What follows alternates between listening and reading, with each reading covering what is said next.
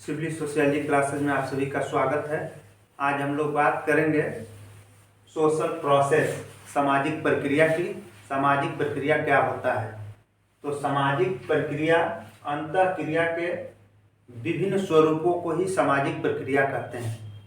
Interaction के विभिन्न स्वरूपों को, अंतःक्रिया के विभिन्न स्वरूपों को सामाजिक प्रक्रिया कहते हैं। और सामाजिक प्रक्रिया के अंतर्गत हम लोग जानेंगे सहयोग, कोऑपरेशन, प्रतिस्पर्धा, संघर्ष और परसंस्कृति ग्रहण, और उसके बाद सात्मीकरण, एकीकरण। तो परसंस्कृति ग्रहण, सात्मीकरण और एकीकरण अगले चैप्टर में मैं पढ़ाऊंगा। यहाँ पे हम लोग जानेंगे सहयोग, प्रतिस्पर्धा और संघर्ष किसे कहते हैं। ये तीनों शब्द हम लोग दिन प्रतिदिन दिनचर्या में रोज सुनते हैं। कंपटीशन की बात तो डेली होती है। तो हम लोग जानेंगे कि सहयोग किसे कहते हैं। तो सहयोग किसे कहेंगे? जब कोई व्यक्ति आपके किसी मकसद या उद्देश्य में आपके साथ खड़ा हो तो आपका क्या कहलाता है? सहयोगी कहलाता है। तो हम देखेंगे कि सहयोग समाज अथवा सामाजिक जीवन का एक अनिवार्य अंग है। किसी समान उद्देश्य की पूर्ति के लिए किए गए प्रयत्न को ही सहयोग कहते हैं। समान उद्देश्य, उद्देश्य क्या है? समान उद्देश्य। समान उद्देश्य की पूर्ति के लिए किए गए प्रयत्न को ही सहयोग कहते हैं। या हम यूं कह सकते हैं कि किसी भी उद्देश्य, मकसद, लक्ष्य को पूरा करने में जो जो साथ देता है, किसी भी मकसद, उद्देश्य, लक्ष्य, टारगेट को पूरा करने में जो जो आपका साथ देता हो या आपके साथ खड़ा हो, वही आपका क्या कहलाएगा? सहयोगी कहलाएगा। वही आपका सहयोगी कहलाएगा। तो आप देखते होंगे कि आप जिस मकसद को या जिस लक्ष्य को हासिल करना चाहते हो, उसमें जो आपके साथ खड़ा हो या जो आपके कदम में कदम मिलाकर चल रहा हो या जो आपका साथ देता हो, वही आपका क्या कहलाएगा? सहयोगी कहलाएगा। तो हम लोग सहयोग किसे कहते हैं ये जान गए।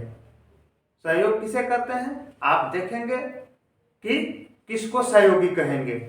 तो जो आपके साथ खड़ा हो, जो आपको आपके लक्ष्य पूरा करने में आपका साथ देता हो, वही आपका सहयोगी है। दूसरा क्या है? प्रतिस्पर्धा। तो प्रतिस्पर्धा क्या होता है इसको समझना जरूरी है। कंपटीशन की बात डेली होती है। तो प्रतिस्पर्धा किसको कहेंगे? प्रतिस्पर्धा में क्या होता है? तो प्रतिस्पर्धा में सीमित क्षेत्र होता है। सीमित क्षेत्र क्या होता है? जो टारगेट होगा वो सीमित होगा, जो लक्ष्य होगा वो सीमित होगा, और लोग क्या होंगे? ज्यादा होंगे। उसको पाने वाले लोग क्या होंगे? ज्यादा होंगे। तो इसमें क्या किया जाएगा? तो इसमें नियम और कानून बना दिया जाएगा। नियमों और कानूनों के अंतर्गत उसको पाने की कोशिश की जाएगी। तो जब नियमों और कानून के अंतर्गत किसी सीमित उद्देश्य को या सीमित लक्ष्य को पाया जाता है, तो उसी को हम लोग क्या कहते हैं? प्रतिस्पर्धा कहते हैं। दो या दो से अधिक व्यक्तियों या समूहों के बीच किसी सीमित वस्तु, अधिकार या सेवा को प्राप्त करने के लिए नियम के अंतर्गत किया गया प्रयास। दो या दो से अधिक व्यक्तियों या समूहों के बीच किसी सीमित वस्तु, अधिकार या सेवा को प्राप्त करने के लिए नियम के अंतर्गत किया गया प्रयास। नियम के अंतर्गत किया गया प्रयास। इसमें और क्या होता है? प्रतिस्पर्धा में तो प्रतिस्पर्धा में किसी तरह का कोई हिंसात्मक प्रयोग नहीं होता है। जैसे आप देखते हैं कि मान लीजिए कोई पुलिस की या आर्मी की भर्ती निकलती है, तो क्या होता है? सीमित सीट होता है और उसको पाने के लिए तमाम भीड़ लगती है, तमाम लोग उसमें पार्टिसिपेट करते हैं। तो उसमें क्या रूल बना दे, रूल नियम बनाया जाता है कि भाई जो व्यक्ति इतने मिनट में इस दौड़ को निकालेगा वही इस कंपटीशन में विजेता होगा।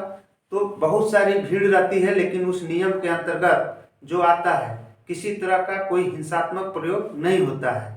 और वो जब उस व्यक्ति सीमित क्षेत्र में तमाम सारे पार्टिसिपेटर भाग लेते हैं, कंपटीटर भाग लेते हैं, और उस नियम और कानून को फॉलो करके अपने उद्देश्य को, अपने लक्ष्य को प्राप्त कर ले जाते हैं, उसी को हम लोग क्या कहेंगे? प्रतिस्पर्धा कहेंगे, कंपटीशन कहेंगे। तो इसमें ध्यान देने वाली बात यह है कि इसमें नियम और कानून होगा। नियम के अंतर्गत उस लक्ष्य को पाना होगा, जो भी आपका लक्ष्य होगा, टारगेट होगा, लेकिन वो क्या होगा? सीमित होगा और लोग ज्यादा होंगे, पार्टिसिपेटर ज्यादा रहेंगे, कंपटीटर ज्यादा रहेंगे।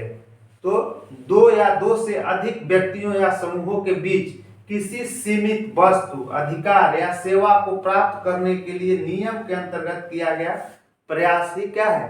कंपटीशन है, प्रतिस्पर्धा है। इसमें किसी तरह का हिंसा नहीं होता है। संघर्ष में क्या होता है? तो संघर्ष में भी किसी लक्ष्य को पाया ही जाएगा, किसी उद्देश्य को प्राप्त ही किया जाएगा, लेकिन ये क्या होगा? हिंसात्मक होगा। दूसरे की इच्छाओं को दबाकर उसको प्राप्त किया जाएगा, दूसरे की इच्छाओं को मारकर उस लक्ष्य को प्राप्त किया जाएगा।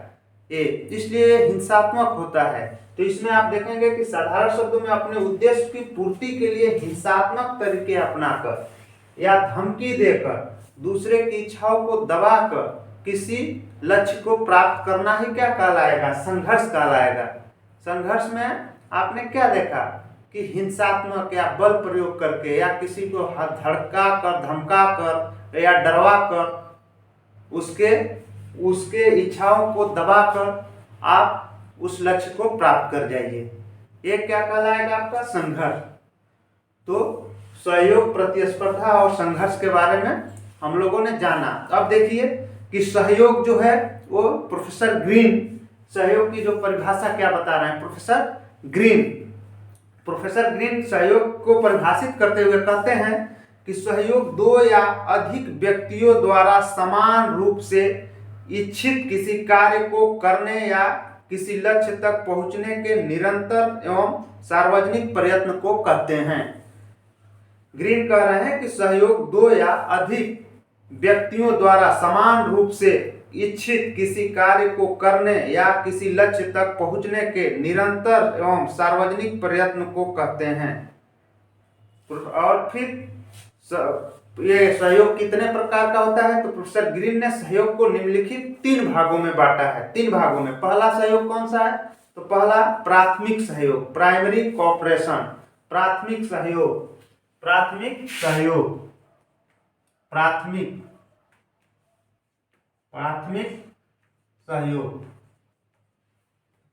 सहयोग फिर द्वितीयक सहयोग और फिर तृतीयक सहयोग। तो प्राथमिक सहयोग में कौन आता है? प्राथमिक सहयोग उस सहयोग को कहते हैं जो निस्वार्थ भाव से किया जाता है, जिसमें किसी तरह का स्वार्थ नहीं होता है। तो ये सहयोग कहाँ पे पाया जाएगा? तो आप परिवार में, माता पिता के द्वारा। माता पिता आपके उद्देश्यों की पूर्ति के लिए आपको पैसा देते हैं, आपको पढ़ाते हैं कि आप अपने टारगेट में, अपने लक्ष्य को प्राप्त कर ले जाइए। आपको वहाँ आपसे उनको कोई स्वार्थ नहीं है।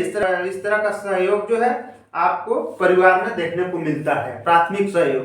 द्वितीयक सहयोग में क्या होता है? द्वितीयक सहयोग में स्वार्थ हावी होता है, स्वार्थ के कारण किया जाता है, स्वार्थ की पूर्ति के लिए किया जाता है। तो आज के आधुनिक समाज में इस सहयोग का ही ज्यादा महत्व है। किसका? द्वितीयक सहयोग का, सेकेंडरी कोऑपरेशन। द्वितीयक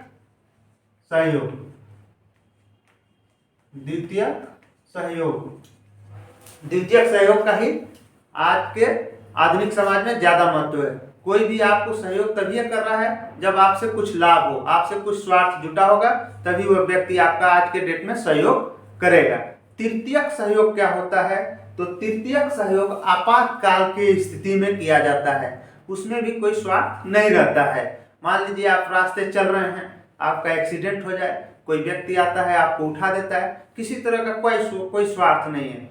तो वहां पे, या कोविड में आपने देखा जो सहयोग किया गया, अभी आपके आंखों के सामने से गुजरा है, तो उसमें भी निस्वार्थ भाव से सहयोग किया जाएगा। तृतीयक सहयोग में, या आपातकाल की स्थिति में कोई बाढ़ आ जाए, या आप किसी तरह की प्राकृतिक आपदा कोई आ जाए, या कोई घटना घट जाए, आग लग जाए, तो उस तरह का जो सहयोग होता है अकस्मात, उसमें जो भी व्यक्ति आपका सहयोग कर रहा है वो निस्वार्थ भाव के ही साथ सहयोग करता है, उसको हम लोग कहते हैं तृतीयक सहयोग। या किसी देश के साथ युद्ध हो जाए, युद्ध लग जाए, तो ये तृतीयक सहयोग के अंतर्गत आएगा। तो प्रोफेसर ग्रीन ने सहयोग को 3 प्रकार से बांटा, प्राथमिक सहयोग, द्वितीयक सहयोग और तृतीयक सहयोग।